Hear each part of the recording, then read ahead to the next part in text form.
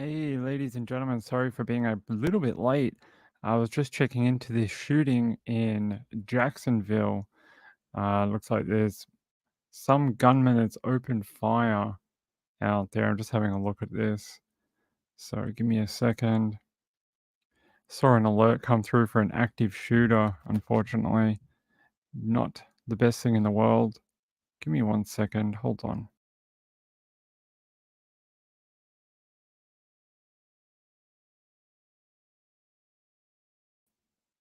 All right, we're back. Hey, what happened to my camera? I'm half a person. Hey, everyone, it's half a ping. My silly cats. Hold on, guys.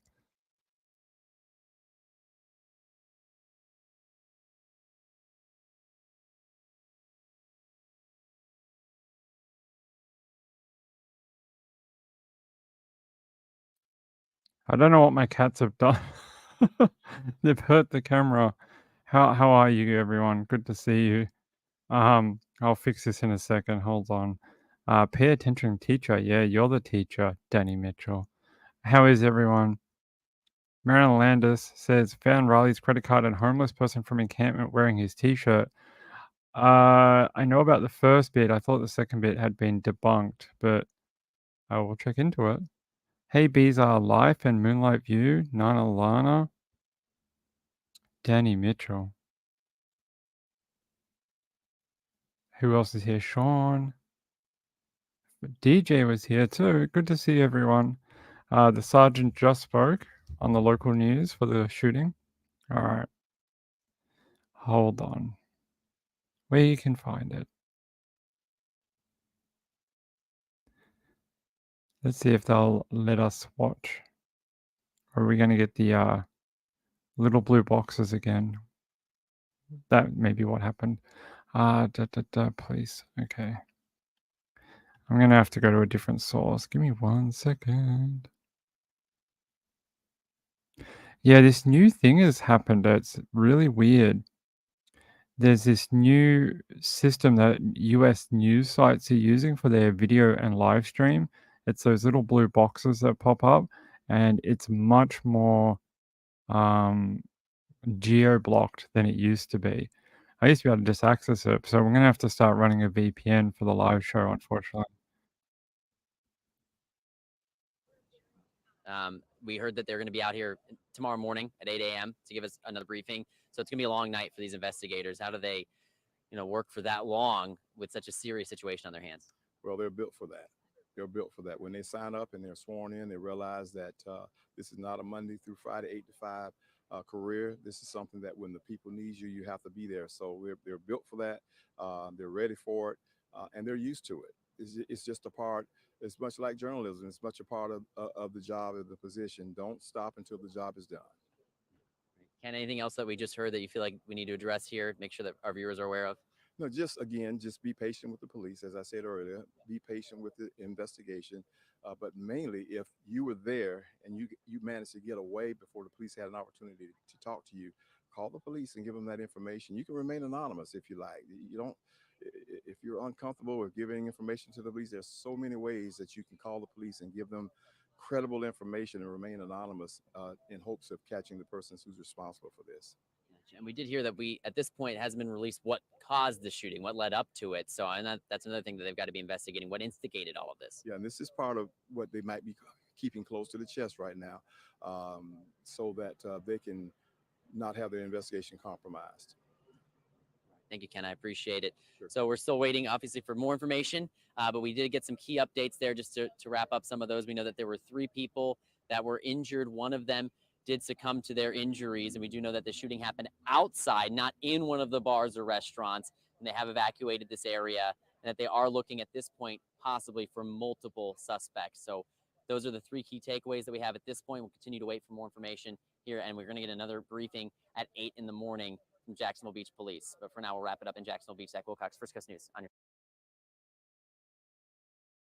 All right, there you go. They're going to wrap that up. They're saying that that is going to be it. And they'll have another briefing at 8 a.m. in the morning.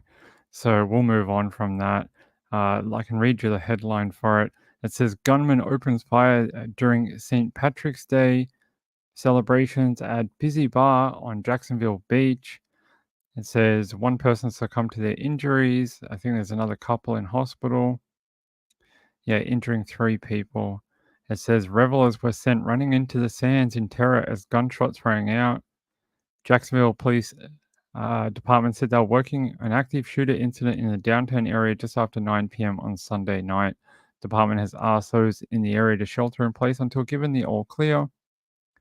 They're saying if you have any information, call the Metro PD. Here's a from Raw Alerts.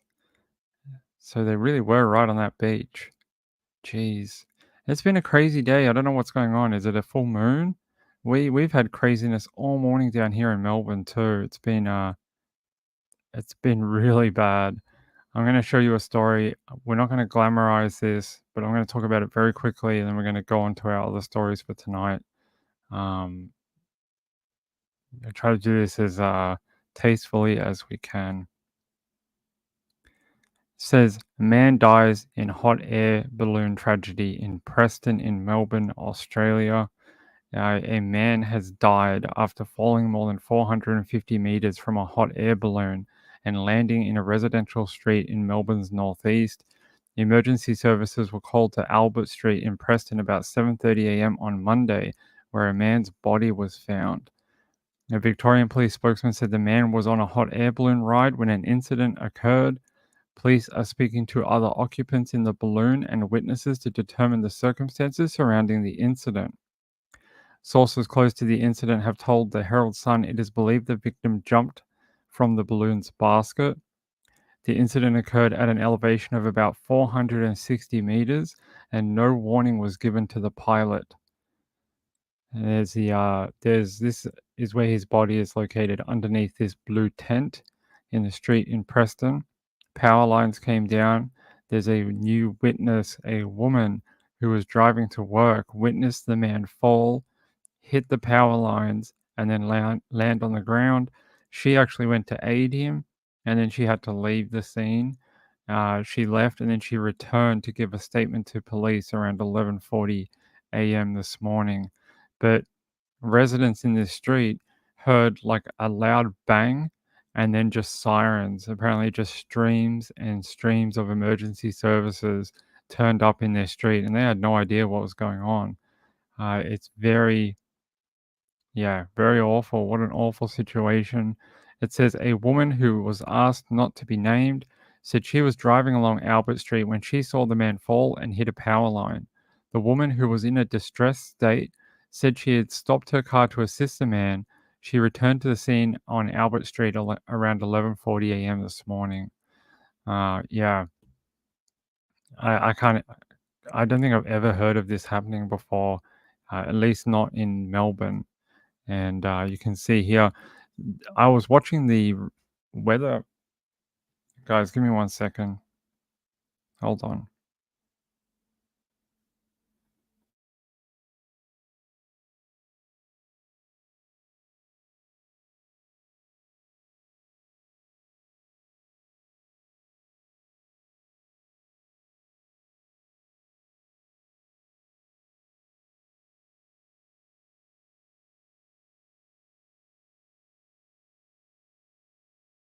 Sorry, apparently it's one of those shows. This morning I was watching the radar and I noticed, I was like, oh, because I like to look and see what air traffic's over the area, every so often. And I saw a balloon and I was like, wow, you don't see balloons all that often you see them in the sky, but you don't see them on the radar tracking. And I was like, wow, that's really cool. And literally 10 minutes later, the story came up about that balloon and others in the group. There was like 4 or 5 in the group. They emergency landed in a park in Melbourne, not far from Preston, actually about like 8 kilometers away. They landed in a big open green space safely and started helping police with their inquiries. I can't believe it. I hope condolences to that man and his family. I can't believe that. I just hope it's what he wanted. I don't know. I don't know what to say other than condolences to his family and friends and those who knew him. I can't think of a more traumatic situation, to be honest. Really, it's horrible. Really is. It's like something out of one of those American TV shows, like, Rescue 911, and they have all these crazy things that happen, like people fall from planes, and that's what I thought of when I heard it. Yeah, so it's been a wild morning covering that. That's all I'm going to say on it. There is a name floated around on social media. I don't feel comfortable talking about it, or what. Well, that name could be wrong as well. It hasn't been confirmed by anyone. Let's see. Hey, Four Sons Mom, how are you? Laura G, Marilyn Landis. Yeah, I hope you're recovering from your car crash. That would be good if you could get healthy. Yeah, bizarre. The NTSB is investigating. Same with CASA or CASA, which is the Civilian Aviation Safety Authority, and then the Air Transport Safety Bureau and Victoria Police. So everyone's saying it's not appropriate to comment further, but there we go. Crazy morning in Melbourne. And then you guys had a shooting in Jacksonville. It's been a weird day. And then we had Riley, a TikToker, was out in downtown Nashville helping search for Riley. And they came across his credit card, which we're going to have a look at. Hold on. Let me grab that. If I can. Here we go. Come on, website.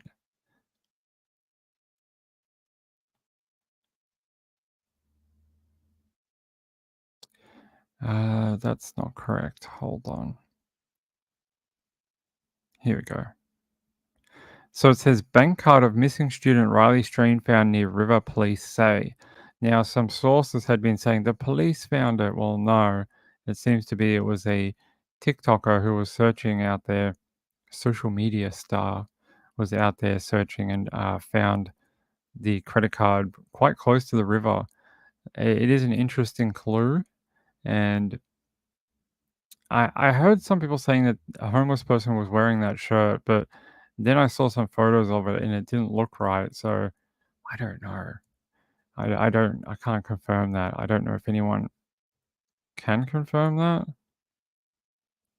but I'll have another look. Yeah, I can't see anything that the information that I see has a fake video of, yeah, so Lillian London and Crime and Justice said, no, his family said that's not true. His shirt is more of a tan and black color, not clean white. So they don't believe that second bit to be true. I heard that too. There's a video going around of a shirt in some water under a bridge, and people are like, it's Riley's shirt. Apparently not. It's not. Let me see if I can find you a photo of this card of Riley's. Yes, I can. Let me download this for you. Let's get it on the screen.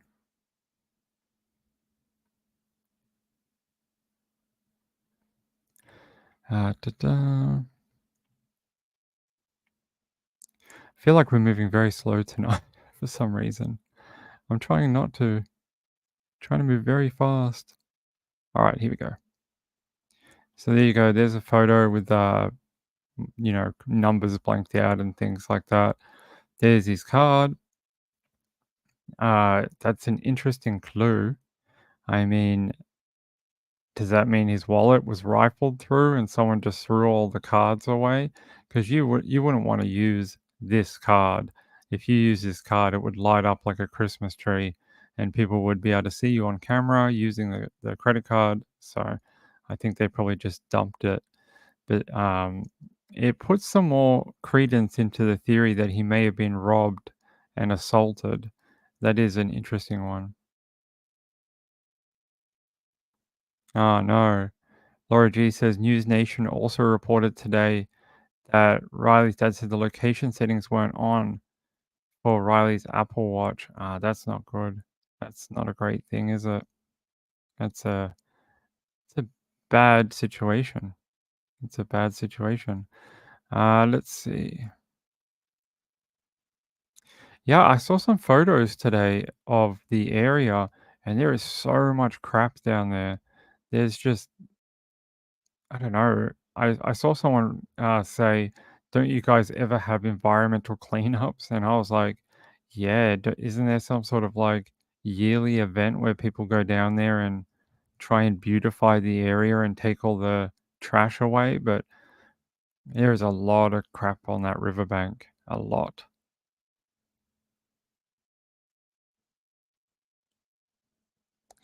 Um,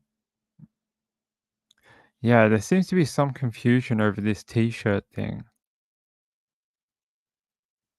This person called Chris Salisbury, I don't know, something about edited posts and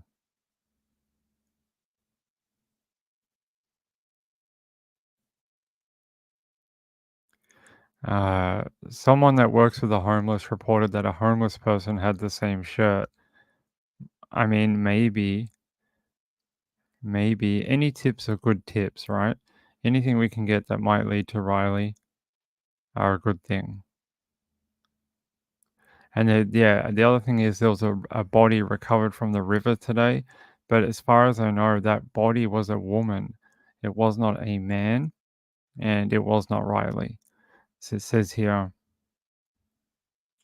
on Sunday, police discovered a dead body floating in the Cumberland River. The Nashville Fire Department said the deceased person did not fit the description of Riley. His family also told WSMV the body was not his. So yeah, apparently it was a woman. Um, I hope that is something good for her family. Maybe they've been looking for her for a while. At least they got some news of their loved one.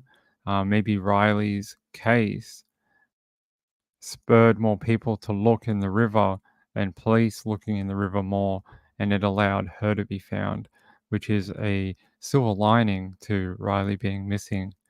It says Strain 22 was in Nashville for a fraternity trip when he was last seen downtown before disappearing on March 8. He's been missing ever since. It was confirmed that Strain was escorted out of Luke's 32 Bridge, Luke Bryan's Broadway bar, before he reportedly went missing. Yep, we know he went missing. Now I'm just trying to see if there's a photo of the area of where this card was found for you, other than that little tiny photo that we put up. Yeah, so the Pascal show had something about had a person on there. I don't know. If it ends up being confirmed, we will find out. Like there'll be an official release, or the family will say something. But people are definitely going to the foul play angle now with the credit card and Riley's shirt. Let me see what you guys have to say about this. Marylander said, well, they found Riley's CC and shirt on. Well, no, they found the CC in the dirt, in the leaves, like the ground. The shirt, I don't know. We'll find out. We'll find out if that's actually true or not. Let me see. All right. That's literally the biggest update today from Riley's case. I wish I had, hours and hours to talk about different thing in Riley's case, but don't, unfortunately. I can't make 3 hours out of someone finding a credit card. I just can't. And it says here, it says two TikTokers. Yeah, here's the article from the Daily Beast. I can show you. It says TikTokers find missing college student's bank card by Nashville River. And there's apparently after they found the card, the police zeroed in on that area near the water and checked thoroughly, but they didn't find Riley, unfortunately. This is interesting. Actually, can we play? Here's the river. Have a look. Look at all the crap in the rocks and debris.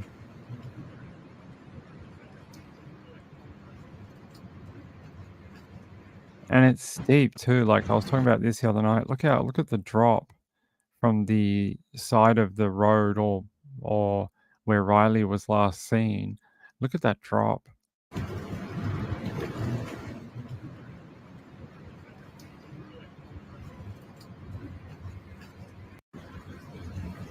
You would think if someone pushed him or threw him over here, he wouldn't have gone very far. They would have just found him on the riverbank here. That's They're saying they're still asking anyone with information to call 615-742-7463. Yeah, if you have any information, help them out. Hey, Catatonic, how are you? Good to see you. Let's go to our other story. If I get anything else about Riley tonight, we can cover it.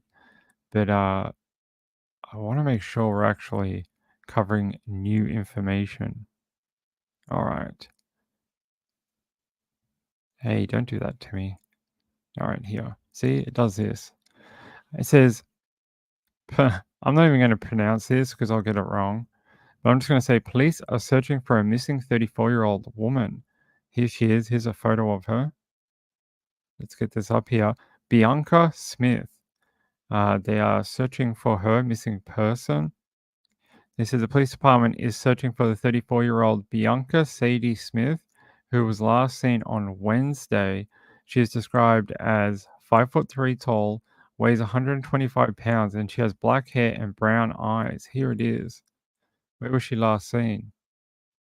It doesn't tell us. It just says they're looking for her. It says missing adult.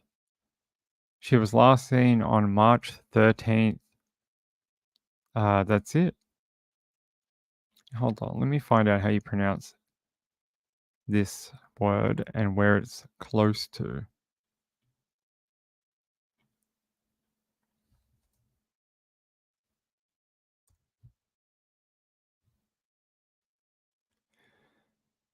Okay, so like Pflugerville. Okay, Pflugerville. There we go. Where is it close to Pflugerville?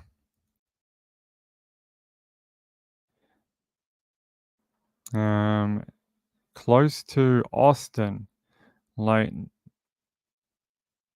north, like almost directly north of Austin, Texas. So there you go. Pflugerville is not far. Oh, if you want to do that, it's northeast of San Antonio and just slightly north of Austin, Texas. So that's where she's missing from. I don't have any more information on her though. Would be nice if they gave us a little bit more. Why does it do this? Give me back my screen. It says here, the Pflugerville Police Department is requesting the public's assistance in locating Bianca Sadie Smith, 34-year-old, was last seen on March 13. But that's it? Okay. If you have seen this woman in your local area, call the police at 512-990-6700 and get her home. It doesn't say what she's... I don't know if this is like a... It's interesting that they don't have a location. I find that a bit weird.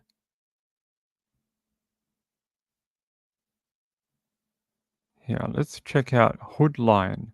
I don't know who Hoodline is, but okay. Is there any more information about her?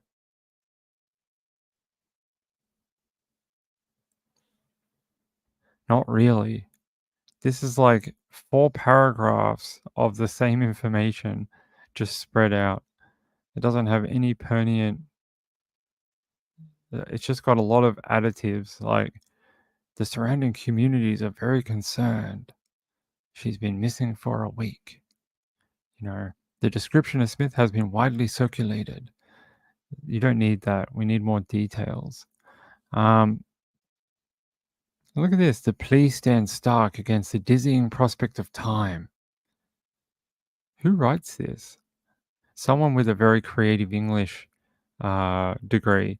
Someone's like, yes, I want to become a blog writer and use the entire thesaurus. I want to do it all. Yeah, I don't have anything. No location or...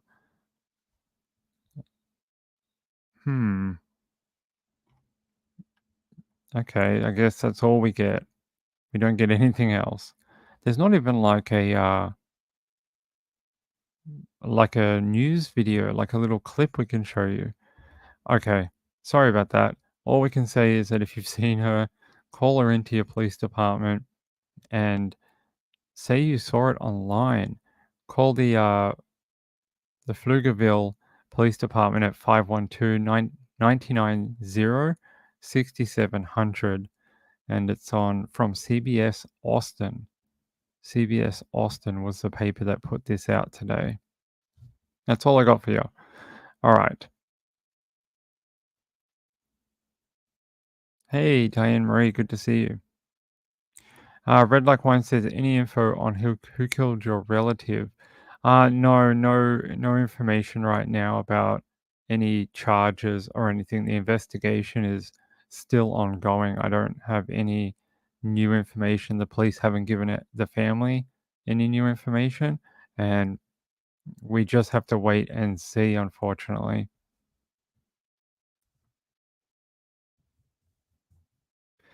So last week I showed you a story about a man who was shot in his driveway, right? I'm going to show you why that story was so interesting. Hold on. It says there's not many people able to pull that off. And what they mean by that is the shooting of this man. It says Gangland Circles are abuzz with talk that the murder of John Latorre in Greenvale was the work of a fly-in, fly-out assassin brought in from overseas. Now, who would want to do that for a guy who owns a fruit shop? Well, what if you own a fruit shop but were also part of the mob? What if you're also part of the mafia? So that's what's going on. It says the murder of a Melbourne fruitier, John Latorre, would have needed the green light from the mafia's upper echelon and may have been the work of a fly-in, fly-out assassin. What, they brought one in from Italy? They're like, we have to send our best man all the way to Australia to take care of this guy. And it says sources have been told the Herald Sun there is no way a hit on someone with Mr. Latorre's status would have happened without being sanctioned by the honored society bosses.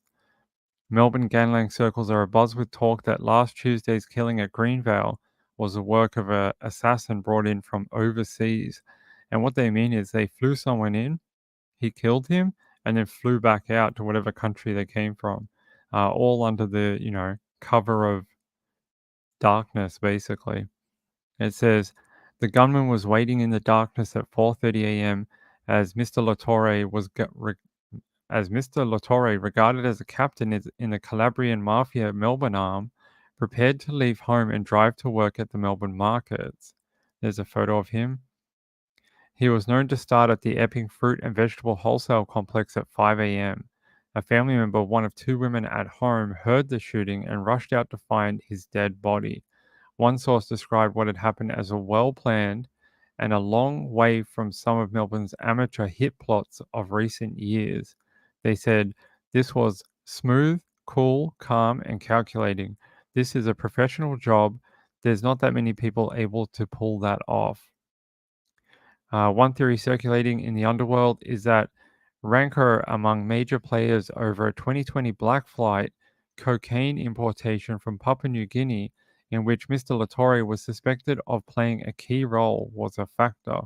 It turned to disaster when an overloaded Queensland-bound Cessna packed with $80 million of drugs crashed after takeoff, leaving some big investors with heavy losses.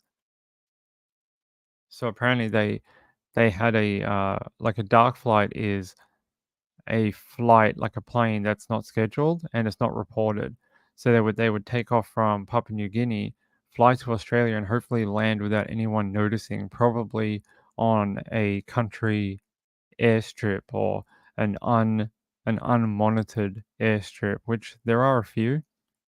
So they would have landed, unpacked the drugs, and done something with the plane. Maybe made it fly home. I don't know. But instead, they overloaded the plane, and the plane tried to take off and just crashed because it was too heavy. They put $80 million of cocaine on the plane. It says, despite this, one source said that no one saw the murder of Mr. Latorre coming. The 64-year-old maintained close ties to major players in the Calabrian mafia, including Francesco Mataferri, who is serving a long jail term over the Tomato Tins ecstasy bust of 2007. The hit that I witnessed when I moved to Melbourne in Moonee Ponds was linked to this ecstasy bust. I actually witnessed another guy get shot in relation to that bust of. It was like it was the biggest ecstasy importation at the time. It was huge. It was a lot of money. They said a source said it was definitely a huge shock. There's a lot of people who bluff, but there's no coming back from something like this. Police last week said the force was ready for the possibility of retaliatory attacks. But the source told the Herald Sun this was unlikely because such a killing would have had to be endorsed at the highest levels of the honored society. They said 100% it was. They wouldn't have done it without assurances. It's a big job. Well, yeah, you take out a leader of the mafia, you better have, assurances they're not going to kill you after it. It says detectives are focusing on a 4-hour window leading into the pre-dawn execution and are keen to speak with anyone traveling through Greenvale or Gladstone Park between 2 a.m. and 6 a.m. on Tuesday. There you go. Um, a mafia boss executed in Melbourne. Now, if you don't know about the Underworld in Australia, in the 1920s, I think it was like 3 different men hopped on a boat from Italy, traveled to Australia to immigrate here, and they each got off at different ports in Australia. I think one was Melbourne, one was Sydney, one was Queensland or South Australia, I can't remember. And they basically each set up a different arm of the mafia. And they built it up through since 1920 to the point that in the 1960s and 70s, the Australian government and police were so worried that they brought in an I think it was one of the FBI profilers from America that dealt with the mob, and they brought him in to write a report on the state of their influence and what their monetary situation looked like, how big they were, and what their next evolution would be. And they brought in another guy from Italy who had done a lot of arrests of mob people over there. They both wrote reports for the government. Neither of them have been released to the public in 50 years. And apparently, according to sources from the Herald Sun, each of their predictions that they wrote in their report have come true over the next 30 years. So, and the government had done exactly nothing to stop them.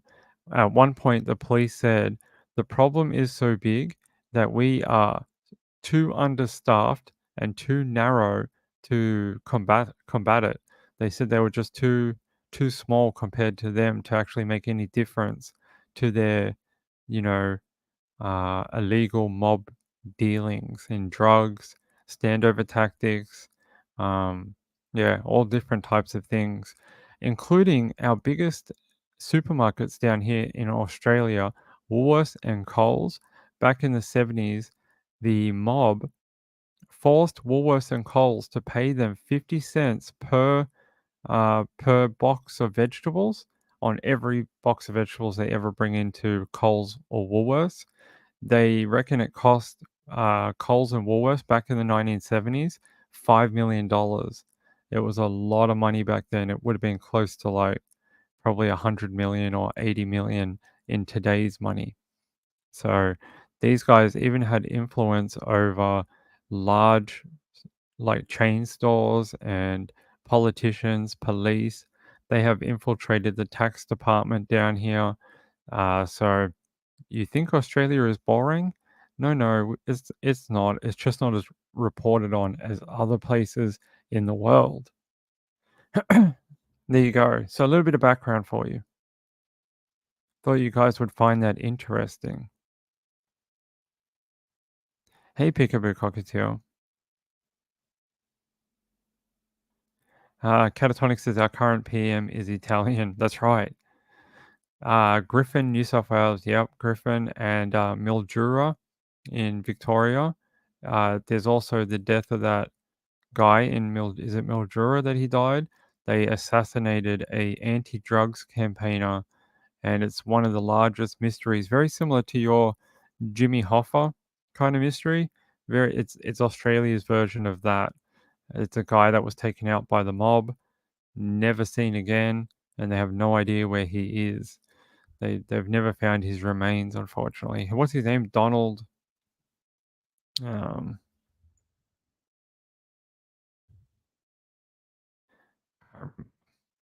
Donald. Donald McCay or something. Yes, Donald McCay. That's right. I can show you. So this is the guy that was murdered. He was an anti-drugs campaigner, and of course the mob didn't like that because at that time they were just getting into marijuana and some harder drug distribution across Australia. So this guy was campaigning against it and impacting their business. So and he was very, very vocal. He held like rallies and campaigns and large media outings about it. And eventually they had enough and they killed him at 43 years of age in July 15th, 1977. He just disappeared off the face of the earth. Another guy they killed, not this one, but a different guy they killed, was killed in Sydney or somewhere like that. He ended up under a chicken coop in Melbourne, Victoria. He ended up under a chicken coop. They found him many, many years later after they dug up the backyard, and they found him in a different state under someone's suburban chicken coop. So these guys don't mess around, and unfortunately, Donald McCay has never been found. He disappeared from a hotel car park after having drinks with friends and has never been found. Stains from his blood group were evident on his van and on the ground nearby, and his car keys were underneath the van.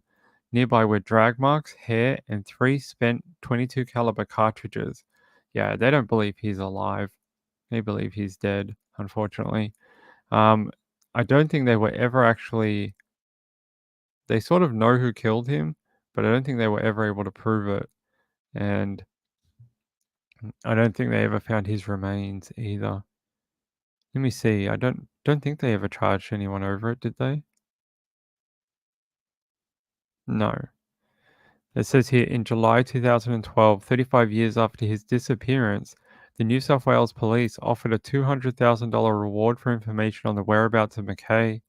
The reward was considered a last-ditch attempt to gain evidence from reluctant witnesses, in particular those of Basley, who was 86 in 2012 and was unwell.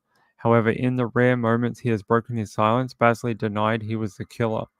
So there you go. They are well entrenched in Australia.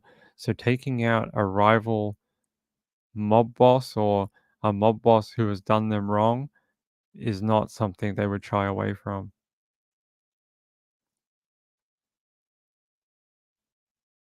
Nalana says, Ping, you should do a show about the mafia in Australia one night. Maybe we could do that. Catatonic says they won't find him. Well, it's been 50 years. I don't think they will. They haven't found him yet. Marylander says, back in the 80s, lived in Bloomfield, New Jersey, where Sopranos went to the bar there. Ah. Yeah, Trimbolis and Murray Farquhar were 2 more. Yep. if you haven't watched, if you don't have an idea of this, there's 2 shows you could watch. One is Underbelly: A Tale of Two Cities, which details the rise of the mob in, I think it's Sydney and Melbourne.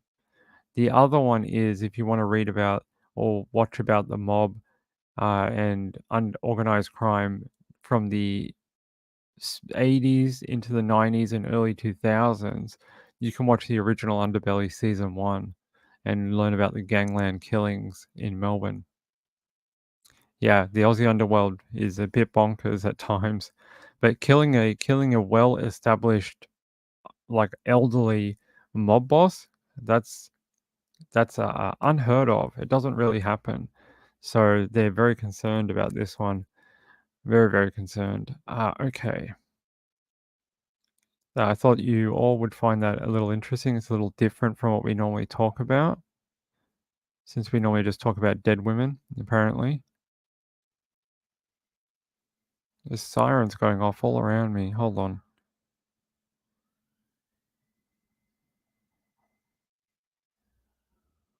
Don't know. Fire truck, maybe? I can hear them. All right. Let's move on.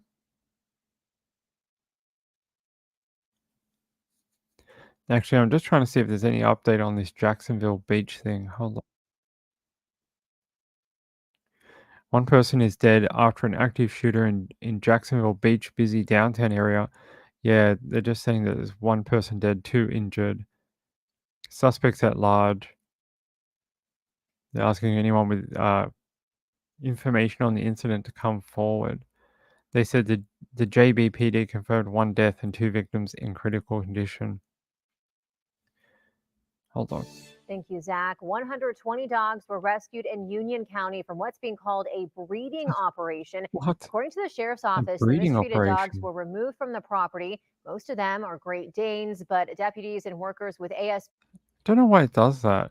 This stupid NBC sites, if you go to say I'm on this one here, it'll start playing the video on the second story down here. You're like, why? Why? I didn't even go there. They do have an update. Police respond to active shooter in Jacks Beach as 3 people. They said that, yeah, there's an update coming at 8 a.m. Monday. So the next one will be tonight. Well, tonight for me at 8 a.m. And you guys will get more information on that shooting in Florida. Okay, let's move on. Let's move on to the next story. Actually, yeah. So someone sent me this, and we should probably talk about it. Just because this will come up. It says an Idaho judge issued a series of orders last week as the start of the date of Chad Daybell's trial for the murders of 2 of his wife's children and his first wife rapidly approaches. Daybell's trial is set to begin on April 1 in Ada County, Idaho, where Lori Vallow Daybell was convicted last year on the same charges. Vallow Daybell was sentenced to 3 life sentences without parole, but is now in Arizona awaiting trial on conspiracy charges in the murder of her 4th husband, Charles Vallow, and the attempted murder of her niece's ex-husband, Brandon Boudreaux. They're saying here, in anticipation of extensive in-camera questioning of prospective jurors touching upon highly intimate details of private views or information during the voidial, I don't know how to pronounce that, my Latin's terrible, and the need to balance the rights of the parties to a fair trial. They're saying that they're going to block video for certain things. So you're not going to be able to get everything broadcast, apparently. It says here, to protect this right with regard to the process, in order to promote open court proceedings, limited public access will be provided. And it says crime victims, as defined in the Idaho Constitution, will have reserved seating in the courtroom, with remaining seating open to the general public, pursuant to the seat reservation system provided for in the courtroom and courthouse conduct orders previously issued. The court has carefully considered many options in reaching this conclusion, including closing and sealing the process entirely. Hold on, let's see down here. It says several of Judge Stephen Boyce's orders issued on Thursday related to sealing exhibits and other items. Most critically, however, was an order that will close and seal some of the jury selection process. The court finds that so they're worried about the particularly individualized questioning of jurors will be so probing that it could frustrate the purpose of questioning by public disclosing, such as personal information or personal views. So the jury selection process will be blacked out for portions of it. That's better than last time. I don't know if he's going to allow cameras at all during the full part of the trial. I hope so. Hold on. Did they end up getting a ruling on that?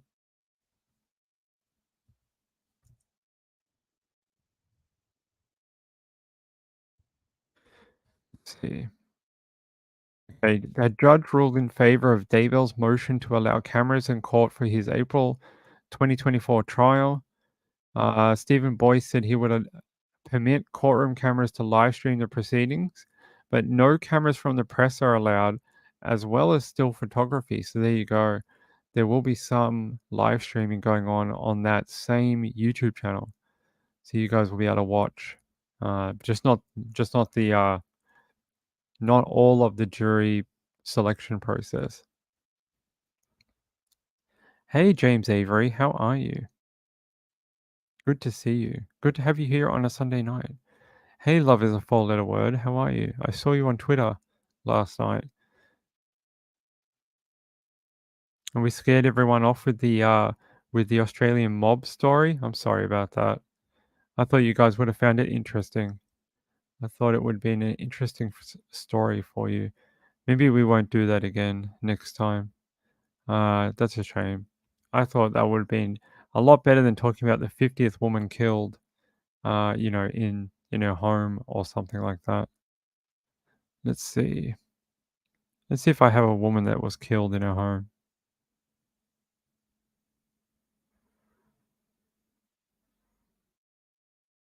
Hold on. This is interesting. Why did they not issue an Amber Alert for this? Critically missing teenager in Atlanta, police asking for help to find her. It says Atlanta police are looking for a critically missing teenager. Sanija Lene Hill, 13, was last seen in the 300 block of Bash Street Southwest near Ralph David Abernathy Boulevard and McDaniel Street Southwest around 5 a.m. on Friday. That's interesting. Hold on. Let me Google her name and make sure she hasn't been found. No, she's still considered missing. Hold on, ladies and gentlemen. What is this in relation to a homicide? Okay, no, that's okay. No, that's fine. It just happened at a similar area at a similar time. That's interesting. No Amber Alert for her? Let's see if she is on there. Nope. Nope. Did we have 3 names on the Amber Alert? There's only 2 now. Elijah and Sebastian. Are we missing a 3rd person? Did they cancel an Amber Alert for someone? It says here, I've only got Sebastian and Elijah now. Who could we be missing and who am I forgetting about? I can't remember. If you guys know in the chat, let me know. Let me know who we might be missing on the Amber Alert. Because that's a little weird. Because I thought we had 3 names on the Amber Alert that we were looking into.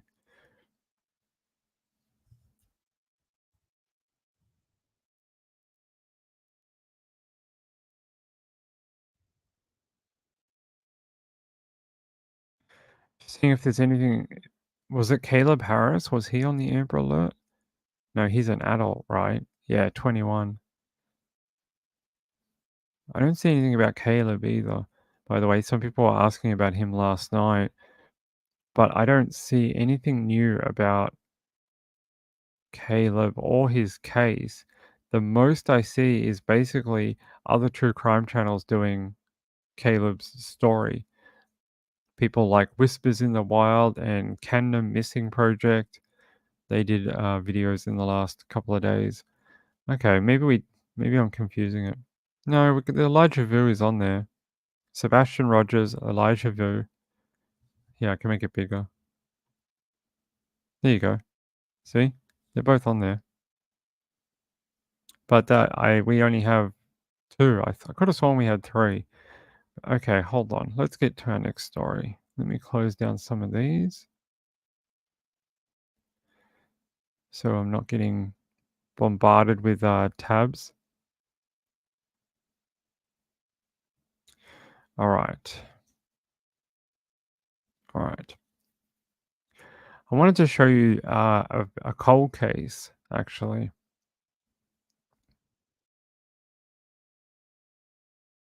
So I don't know if many people know who this is. Brenda Lambert.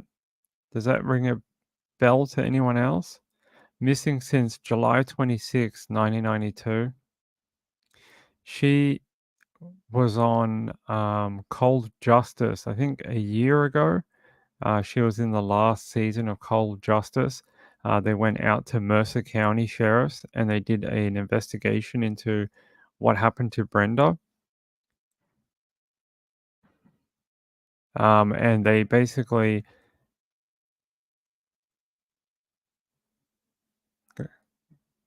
Guys, hold on.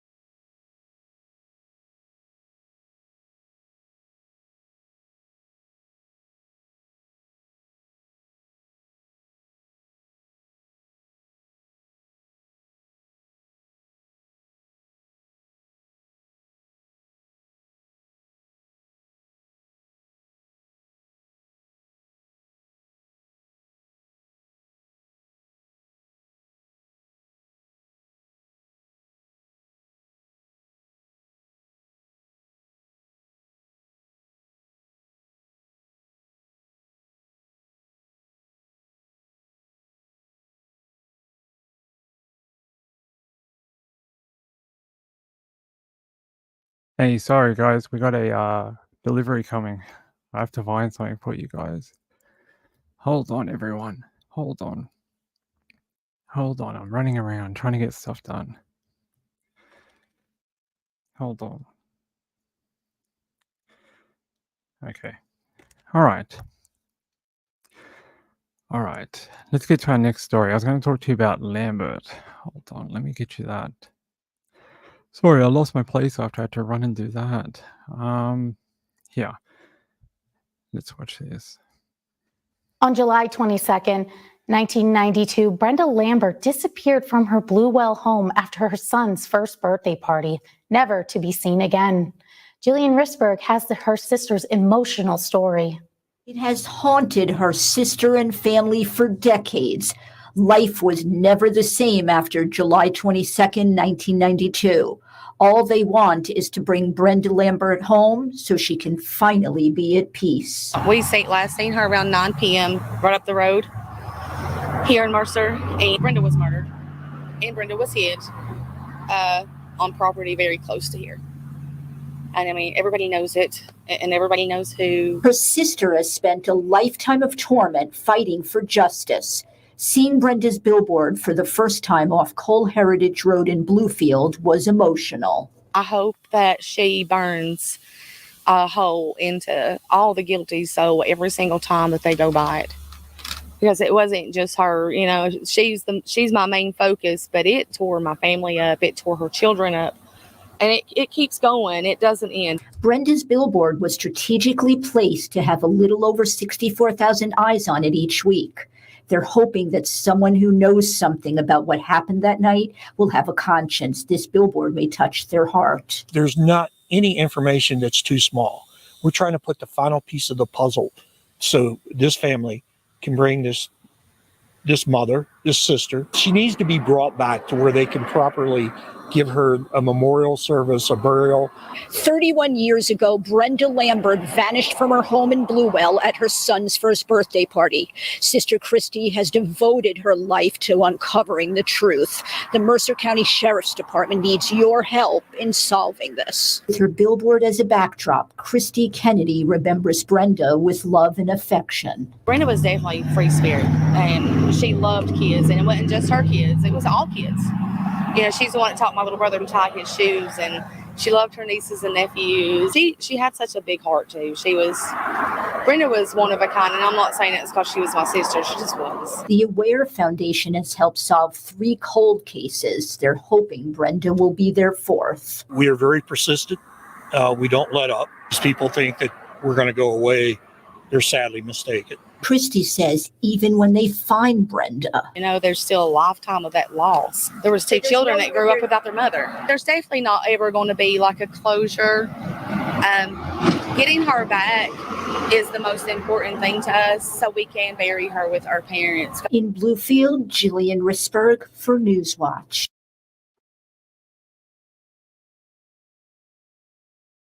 There you go. Very sad story. I mean, she was on cold justice. You would hope that they kept saying, we're going to get it moving. We're going to get it moving. It's going to be solved very soon. 2 years later, still nothing. Still nothing for her. Very, very sad. Give me 1 second, guys. Give me 1 second. I've got to stop this. Sorry, we got workmen here. Hold on. Yeah, I don't know what's going on out there. Something. Yep, let's go. Let's keep going. Let's keep going, my friends. Let me get your next story. That one. Let's see what else we have here.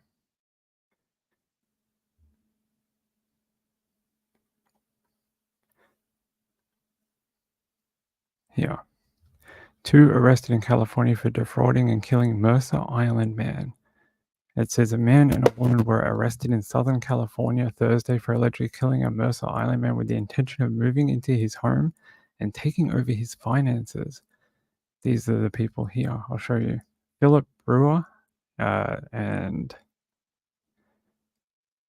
Christina Joel Hardy taking over someone's property. Not cool. Let's watch this little thing about it.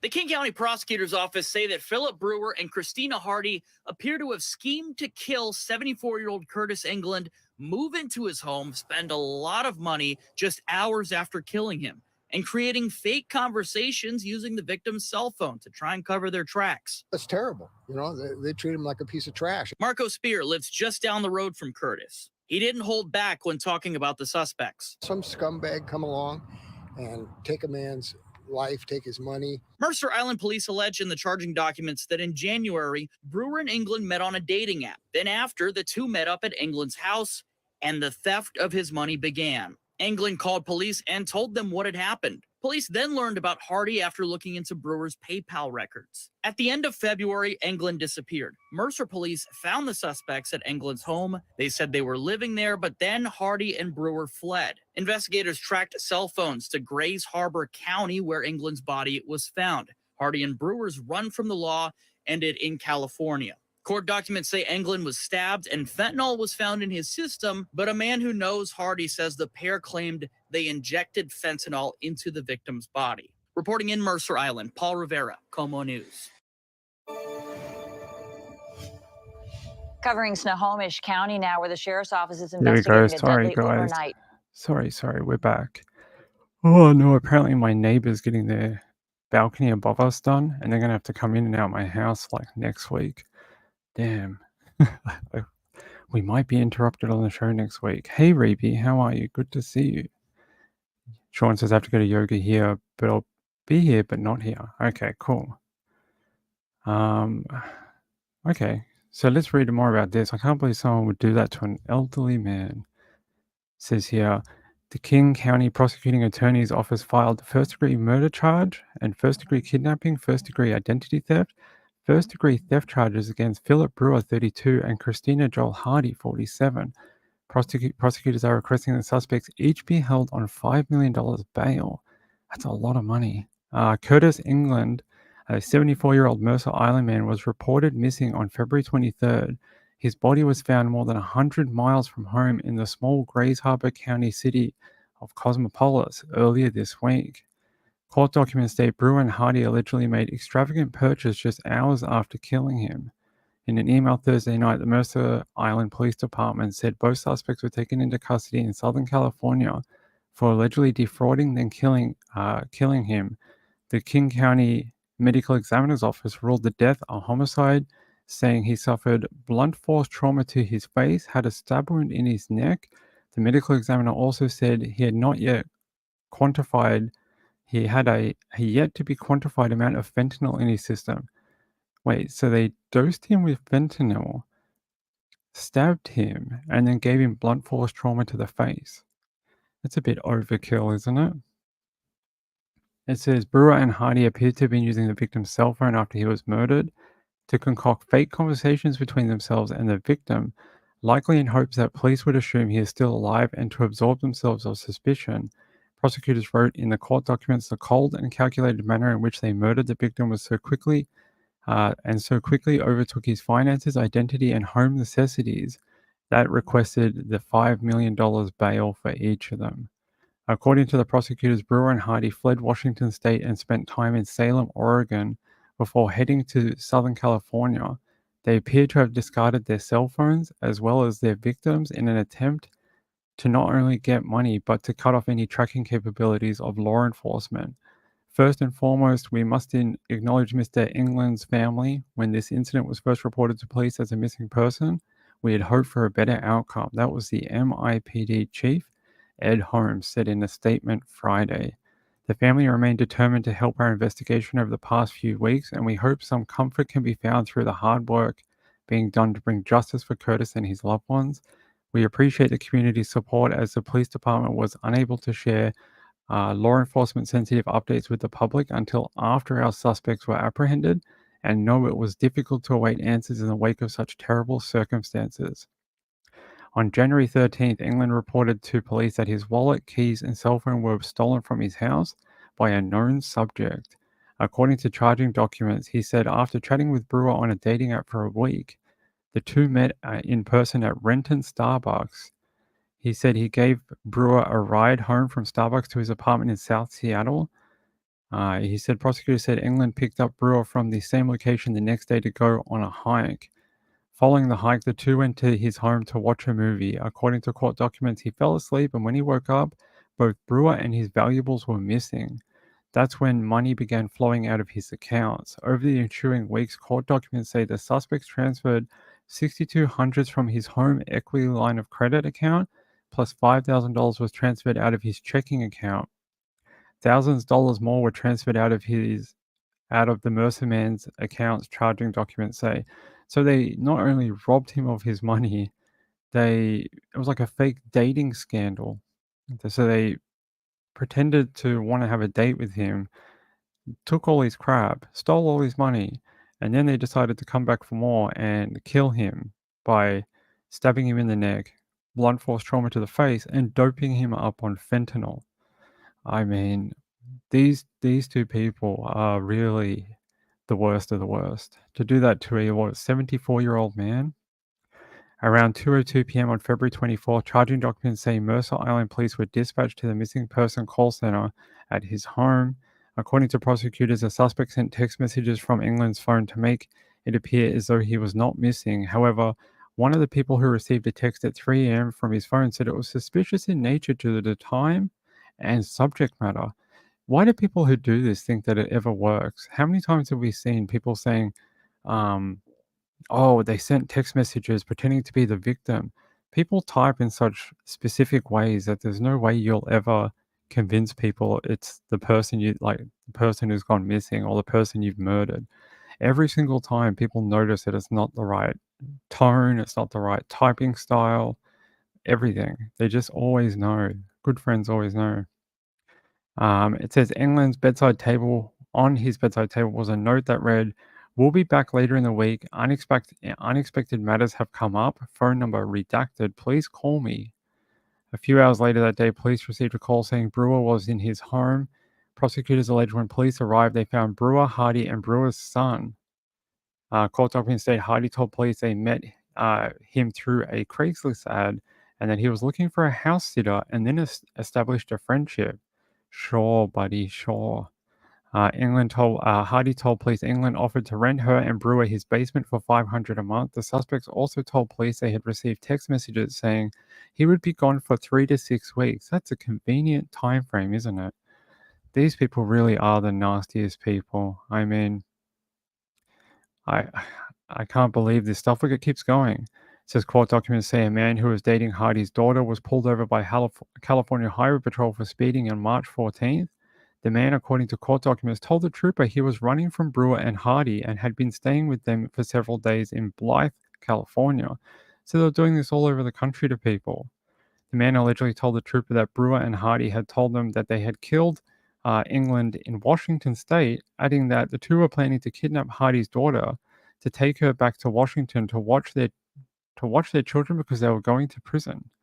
Okay, of course they're going to prison. You killed someone. The man told the trooper Brewer and Hardy said they had killed England and injected him with fentanyl and then put him in the trunk of a car and drove him somewhere to dump the body. Court documents say he was still alive when they got to the dumping site in Grays Harbor County, which is when Brewer stabbed England in the neck while Hardy held him down. According to court documents, the KCME said blood loss from his stab wound to his neck would have taken at least a couple of hours for death to occur. And they said his Garmin watch he was wearing when his body was recovered shows his heart rate stopped being captured between 1 and 2 a.m. on February 24th, which is a day after he was first reported missing. The Kings County prosecuting officer said Brewer and Hardy remain in custody in California pending extradition proceedings. Arraignment hearings will be scheduled once the two are extradited back to Washington state. Wow, what a story. These selfish people destroyed an elderly man's life for their own gain. I don't get it. Went through all that for what? A couple of $1,000. These two. Christina Joel Hardy and what's his other loser's name? There's a man they murdered and then dumped him. And then this is a mugshot of 47-year-old Christina Joel Hardy. And then I can't remember who the other guy is, but whatever. Here, Philip Brewer, 32, and Christina Joel Hardy, 47. I'm glad they got the $5 million in bail. How disgusting.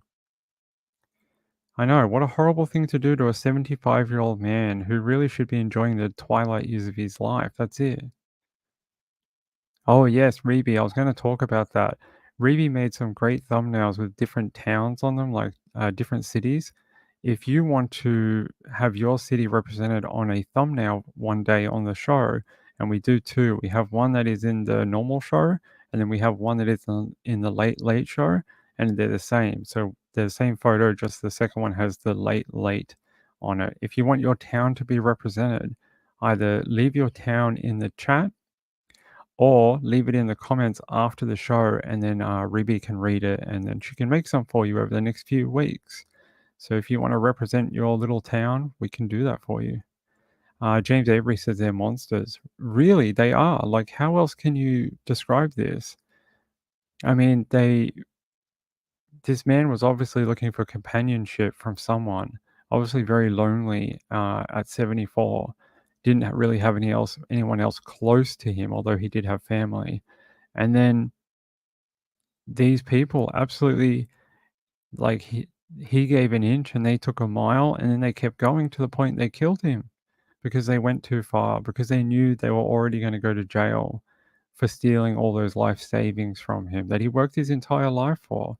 I mean, we talk about elder abuse. That's what this is, unfortunately. I don't like calling a 74-year-old man an elder, but that's what it would be classed as. And this is what they've done. They've taken advantage of an older man.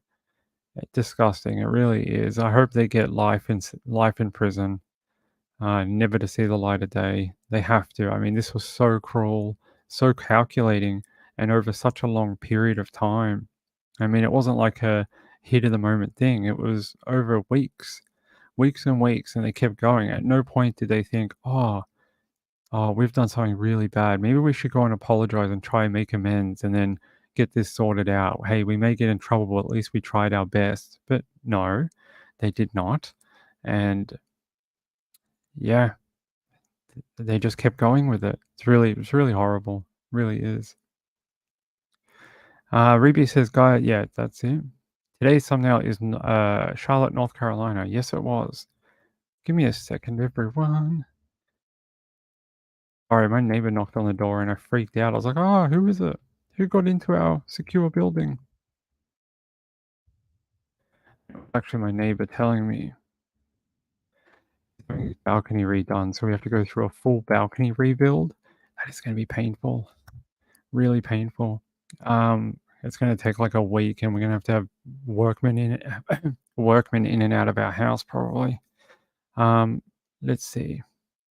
Oh, James Avery, Oceanside, California. That'll be a good one. That'll be a great thumbnail. All right. I just got an alert while we're on the phone. Give me a second, and I'm gonna. Oh, okay. Lucky I didn't read out your real name. Juniper. Juniper just became a member of the Ko-Fi Club for Ping. I really appreciate that. That is really sweet of you. Very, very kind. And did you leave a message? No, you didn't leave a message, but you didn't have to. I appreciate it. It's very sweet of you. Especially tonight, it's been a little all over the place. Yeah. Last week with the person who had the stolen property. Yeah. I don't know what that was about. We never found out. The cops came, they did something, they had to speak to the people, and then they left. So I have no idea. I don't tend to listen into my neighbors' conversations, so I don't exactly know. All I know is that there was some sort of stolen property that they thought was in this building. Whether they got it back or they didn't, I have no idea. No idea.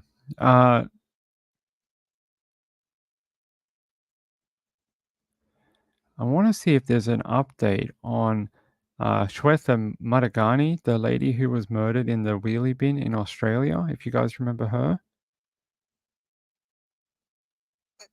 So let's see. Oh, I almost coughed. I was on the screen. Sorry about that. I was going to cough and then I tried to swallow it. Sorry about that. Sorry. It's because I just read that article, which was like 200 pages. All right. The update in her case, she was found in a garbage bin on the side of a rural road. It says, "Police confirm wish to speak to Shweta Madagani's husband after body found near Geelong." There's her photo. They said police have now confirmed that they still wish to speak to the husband of Melbourne woman who was killed and her body dumped in a wheelie bin. The body of 35-year-old Point Cook woman Shweta Madagani was discovered in Buckley, southeast of Geelong, at about noon on Saturday. A police spokesman said on Thursday morning that investigators were still hoping to speak with the woman's 38-year-old husband, who was overseas. So, if you remember what happened here, her body was found just a day before her body was discovered. Her husband took her son and him to India, fled to India, and then went to his in-laws' place, dumped the kid off, and then took off. And Indian police have no idea where he is because they said they haven't got a complaint from Australian authorities as of yet. So he's just roaming around India after, hey, look, allegedly, it's all allegedly maybe being involved in his wife's death because he called family members in Victoria and told them that she had died. How would he have known that if he wasn't, may possibly involved? And why would he just flee to India all of a sudden? Why wouldn't he stay here and be like, oh my God, someone killed my wife? Seems a bit suspicious. Seems like maybe he did something bad and decided to flee the country to try and avoid arrest. And so far, he has. It says Victorian police spokesman said on Thursday morning that investigators were still hoping to speak to the husband. Due to the seriousness of the matter, there is much we unfortunately cannot comment on, as we don't want to jeopardize the ongoing investigation. This includes information about any ongoing inquiries or liaison with any agencies here in Australia or internationally, or any liaison with the victim's family. It is understood her husband traveled to India and left their son Arya, 3, with Swetha's parents in India. On Monday, Praveen Kumar, the executive chairperson of the Melbourne Telangana Forum that runs cultural events to celebrate the states in southern India, said her death was an alarm for the close-knit community. It is very shocking. The community is traumatized, he said. She was very active and used to participate in our community events. She was very energetic. Losing her is like losing my own family member because it is a very small community. Yeah, so there you go. There's a photo. Police still want to speak to her husband, and I'm guessing they want to extradite him or bring him back somehow to Australia after his wife was found dead in horrible circumstances. I'm just trying to have a look. Yeah. They're saying that homicide investigators are still looking to speak with the husband. They said investigation into her death remains ongoing. No one has been arrested in relation to this matter. Detectives still wish to speak to a 38-year-old Point Cook man who is the husband of the woman. However, we understand he remains offshore at this time. They've got to get the AFP involved to try bring him back. Apparently, he rang family members in Victoria and told them about Miss Madagani's death. Miss Madagani was discovered just after midday on Saturday inside a green waste bin at Buckley. Yeah. It says India and Australia share an extradition treaty for criminal offences, though the police said they would not comment on the extradition process. The 2 crime scenes were established, one at Mount Pollock Road and a second at a residential address in Merker Watt in Point Cook in southwestern Melbourne. This was the road where they found that bin just under these trees here. And that's where he dumped her, on this very quiet rural road. The guy who owns both these properties on either side of the road said you might see 5 cars every day go down the road. It's very quiet.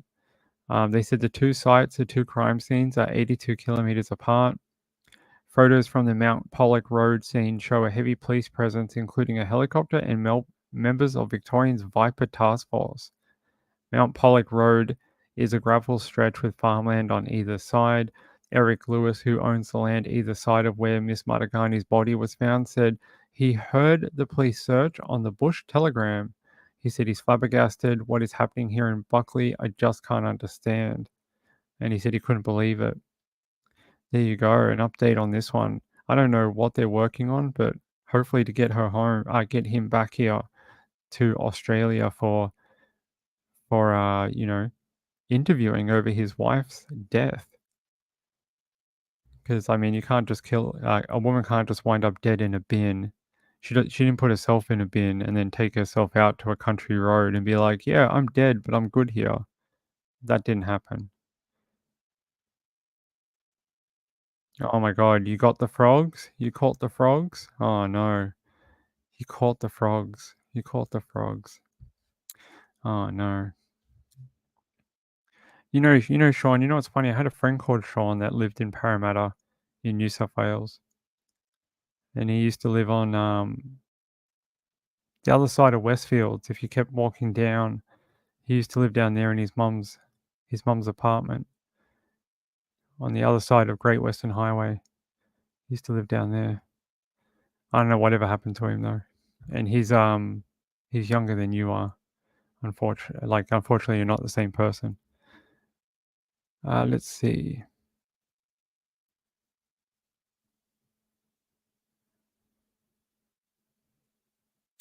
All right. Shall we keep going, my friends? You guys, are you entertained? Are you entertained this evening? All right. We spoke about the elderly man with 2 young people killing him. How horrible. That story will be etched into my mind forever. I know that Laura was really interested in this Andre Gordon one, and we didn't get to cover it last night. Man captured in Trenton after killing 3 members in Bucks County. That happened yesterday and we didn't get to cover it, so let's have a look.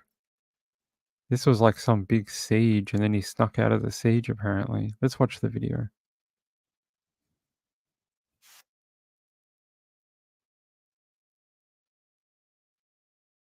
A man accused of killing 3 people is now finally under arrest after a standoff that lasted all day.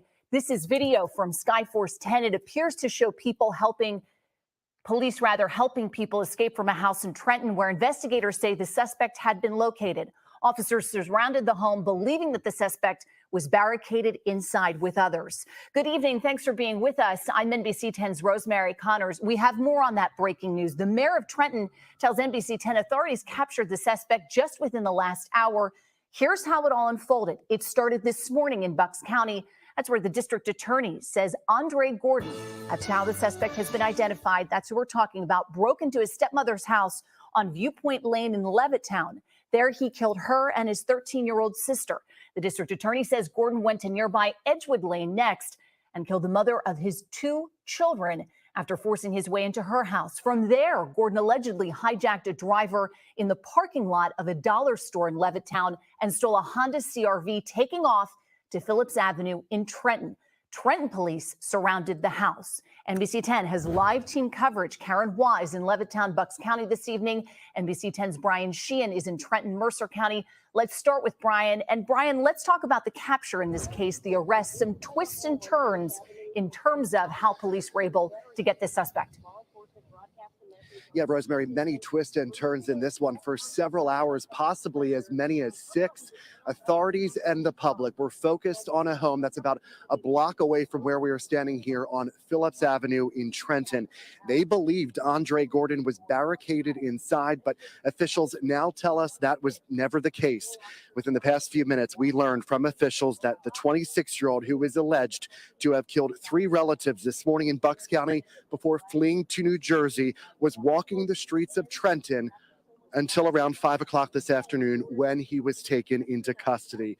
Let's go ahead and show you some video. Our cameras were rolling for hours as members of SWAT and other law enforcement agencies surrounded the home. They broke windows. They removed several people from the 2nd story and at one point threw tear gas into the home. We are told that we actually heard officials as they were attempting to communicate with Andre Gordon, but we are told that was a one-way communication. They were never able to make positive contact with him because it turns out that suspect was never inside that home. There are several questions police are trying to figure out right now. The big one is, when did Andre Gordon leave? What was the relationship to those here at the home? And how did he go undetected for hours until he was spotted walking on New York Avenue just a few blocks from here? We spoke to the police director of Trenton. Here's what he had to say. Trenton police patrol officers are one that apprehended him. Did they make the initial recognition? Yeah, when they grabbed him, he was identified. He actually gave up his pedigree. But when when a Trenton police officer is presumably driving down the street, did they realize that was him, or they have At some point, we did receive information that the suspect may be on the street. from a civilian? I'm not sure. Yeah, so authorities say they are glad this ended peacefully. Of course, this disrupted the way of life here in Trenton for several hours today. Now, we are told that Gordon is being taken to, or is presumably at Trenton Police Department right now, where he is being processed. We are told he is facing charges here in the state of New Jersey, and then will be taken back, extradited back to Pennsylvania, where he is expected to face some more charges. That's very latest reporting live here in Trenton tonight. I'm Gordon Sheehan. ABC 10 News. Rosemary. Yeah, thanks for. There you go. I can tell you a little bit more about it. So, Andre Gordon is a 26-year-old man accused of killing his stepmother, 52-year-old Karen Gordon, his sister, 13-year-old Kara Gordon, and the mother of his child, 24-year-old Taylor Daniel, and was captured alive in Trenton, New Jersey, officials said. I mean, wow. It says Andre Gordon was found walking through the streets of Trenton trying to blend in with the crowd early Saturday evening after two separate shootings left 3 of his family members dead and 2 different communities across 2 states in complete shock. There's another photo of him. And that's like they're looking for that car at one point. It says the ordeal began Saturday around 8:30 a.m. on Southwood Street in Trenton, New Jersey. Sonia Hansen said she was sitting in her car with her grandson with a man who later identified as Gordon approached the vehicle while armed with a gun. He then pulled out the gun, and my grandson, seen the gun, he's only 9 years old, he jumped out the car and ran. And then I see my grandson run, so I jumped over the car and over the seat, and then I ran to my daughter's house. Gordon stole Hansen's vehicle and drove it to a home in Viewpoint Lane in Leverton, Pennsylvania around 8:50 a.m. and forced his way inside the house. Gordon then allegedly shot and killed his 52-year-old stepmother, Karen Gordon, as well as his 13-year-old sister, Kara Gordon, inside the home. 3 other family members, including another 13-year-old, were also inside the home at the time, officials said. Gordon searched for the other 3 members but left after he couldn't find them. So he was going to wipe them all out. Shortly after 9 a.m., Gordon broke into another home about 2 miles away on Edgewood Lane in Leverton.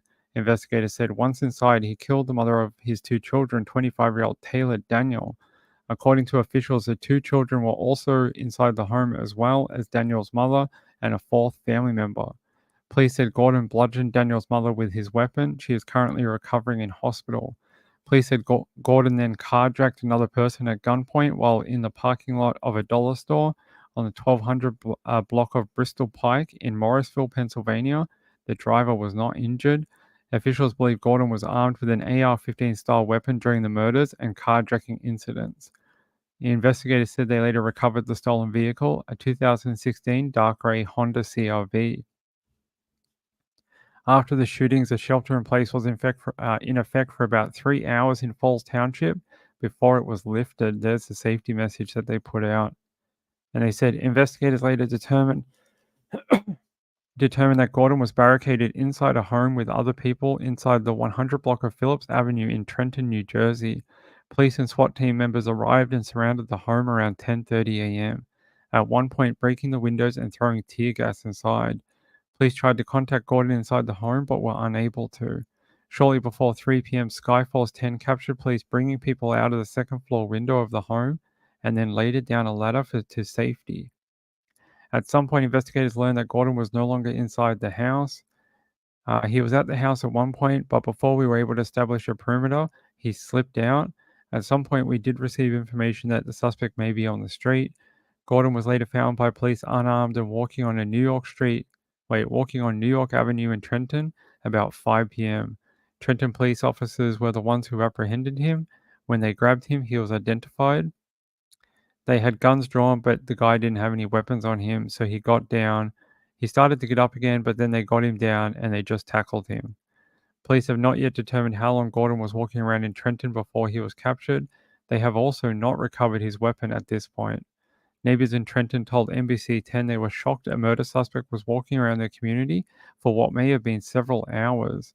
A neighbor said it was actually kind of crazy that he wasn't even in the house. Gordon is currently in custody at Trenton Police Headquarters and will later be extradited back to Pennsylvania. Police also said all of the people inside the home on Phillips Avenue are accounted for and no one was injured. There you go. It says, what do we know about Andre Gordon? He is currently homeless and has ties to Trenton, New Jersey, officials said. Police did not reveal whether or not he has a criminal record or possible motive. They have also not yet revealed if Gordon has a history of mental health issues or substance abuse issues. There you go. What a wild story. And how very sad that he killed so many people before being, brought down by police. He killed the mother of his children, so they got no mum now, and killed his own stepmother. I mean, you just have to go, why? Why all that death and for what reason? What did it change for him? Nothing, right? Nothing. Yeah, killed his 52-year-old stepmother, Karen Gordon, 13-year-old Kara Gordon, his sister, and the mother of his child, 25-year-old Taylor Daniel. How horrible. It really is. Thank you, Danny Mitchell. I appreciate it. Sorry, I know tonight's show has been a little choppy. A little choppy. It's been one of those types of days, apparently. Let's see if they have an update on our other show before we go for the night. Our other show? Our other story, I mean. I'm just having a look. Did they have anything else about that shooter? Has anything changed?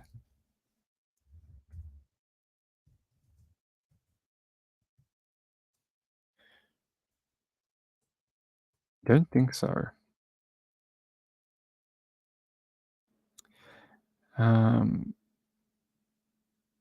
Not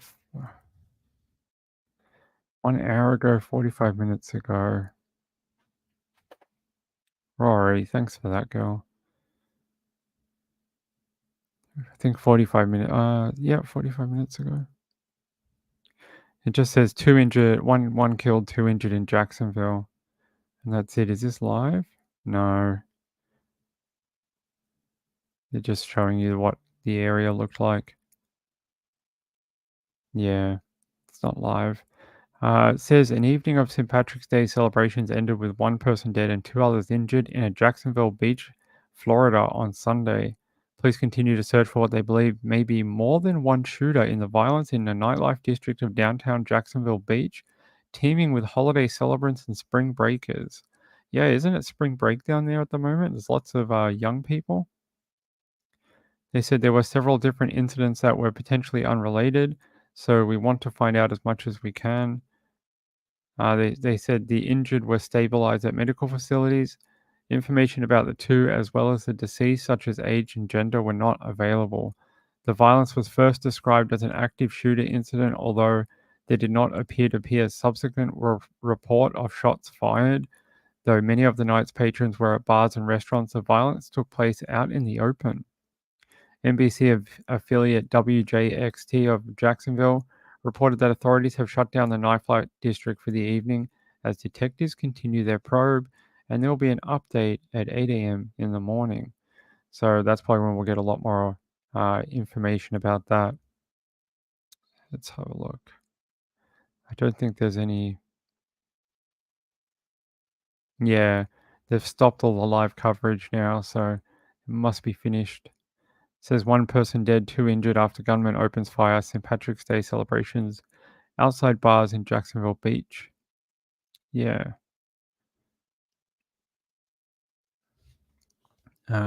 Shows you the map here. So 1st Avenue, 2nd Avenue. The shooting happened in the bar district. Okay, in the bar district. There you go. Shell casings can be seen on the ground in the car park. Well, it must be pretty, heat of the moment if they just left the evidence there. They must have just fired and then ran. And they said they shut down this entire district. So there you go. There's another aftermath. You can see all the police markers, all the little yellow triangles everywhere. All right. I think that's it until the late show. I think that's it, guys. I think we're going to be done until the late show.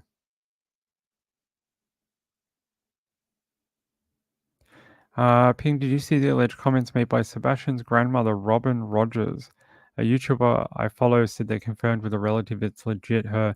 Let me send them to me and I'll check them out before we do the live show in an hour and a half, okay? And then I'll see if we can do that after we come back. It's really slowed down, though, in the Sebastian Rogers case. First week was like a hive of activity. And then in the last week, what have we had? Just that surveillance video, right? That's it. No more searches. Just an investigation that's going on in the background and that little bit of surveillance footage. And that's about it. There's been not much left. The TBI did release a statement 2 days ago saying we have not forgotten about Sebastian. I guess they're saying that because it was a bit of a quiet week, public side.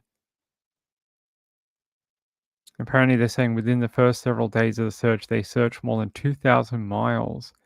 Many of the areas were initially searched and searched a second time.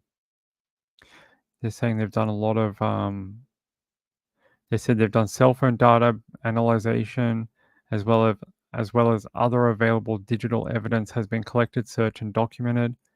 Information was collected from Sebastian's gaming system and has been analyzed with the help from the FBI vehicles that were placed in the area at or around the time of Sebastian's disappearance have been accounted for. These vehicles and all electronic evidence that has already been reviewed is also being reinvestigated. They're saying the search for Sebastian has not stopped. Every day tips and leads are investigated. People are being interviewed and re-interviewed. Evidence that has been reviewed once has already been gone over again. We continue to ask residents in the area of the search to keep an eye out on your property to see if anything may have been moved or displaced.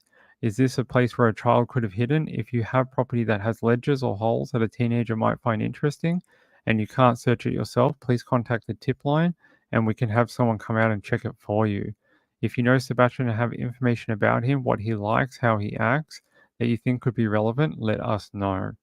So there you go. That's what they're saying about the Sebastian case.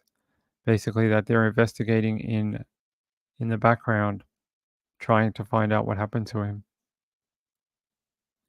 Yep, we'll be back at about in an hour and a half. Okay, I'm gonna go eat something, and then I'll set up the new show, the late show, and then we'll get to our cold case. All right.